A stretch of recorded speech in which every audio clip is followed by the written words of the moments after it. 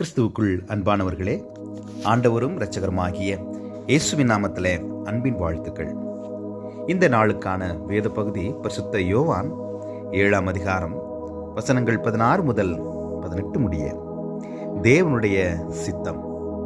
எனக்கு அன்பானவர்களே, கடவுளுடைய சித்தத்தை அறிந்து கொள்வதிலும் அதன்படி செய்தலிலும் நமக்கு மிகுந்த ஞானமும் கவனமும் தேவைப்படுகின்றது. தேவனுடைய சித்தத்தை அறிந்து கொள்வது எப்படி? இன்று நம்மில் அநேகருடைய ஜெபம், ஆண்டவரே, நீர் என்னை எப்படி நடத்தினாலும் அதற்கு என்னை நான் ஒப்புக் கொடுக்கிறேன். உம்முடைய சித்தத்தின்படி நீர் என்னை எங்கே போக சொன்னாலும் நான் போகிறேன்.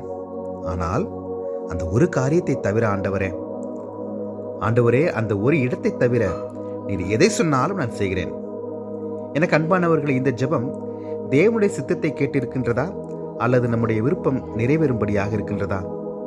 அநேகருடைய ஆவிக்குரிய வாழ்வில் நல்ல வளர்ச்சியை பெறும் பொழுது நாம் நம்முடைய ஜெபம், ஆண்டவரே, உமக்கு சித்தமான வழியை மட்டும் எனக்கு காட்டி உமக்கு சித்தமில்லாத வழிகளை அடைத்து போடும் என்பதாக ஜெபிக்கிறதை நாம் கேள்விப்பட்டிருக்கிறோம்.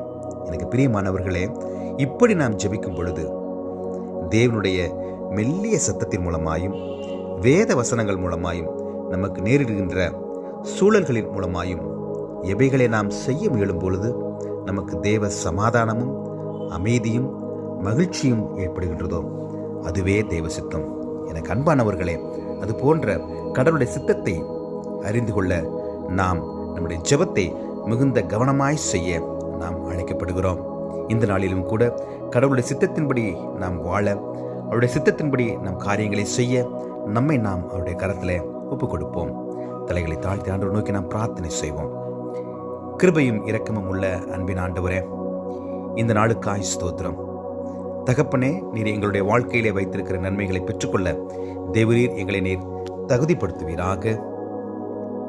உமது சித்தத்தின்படியான வழியை மட்டும் எங்களுக்கு நீர் காட்டி உமக்கு சித்தமில்லாத வழிகளை ஆண்டவரை நீர் அடைத்து போட்டு உமக்கு பிரியமாய் வாழ ஒவ்வொருவருக்கும் கிருபை அளிக்கும்படி, இந்த நாளை ஆசீர்வதித்துக் கொடுக்கும்படி மீட்பெரும் இரட்சகருமாகிய கிறிஸ்து இயேசுவின் வழி ஜெபிக்கிறோம் எங்கள் ஜீவனுள்ள பிதாவே.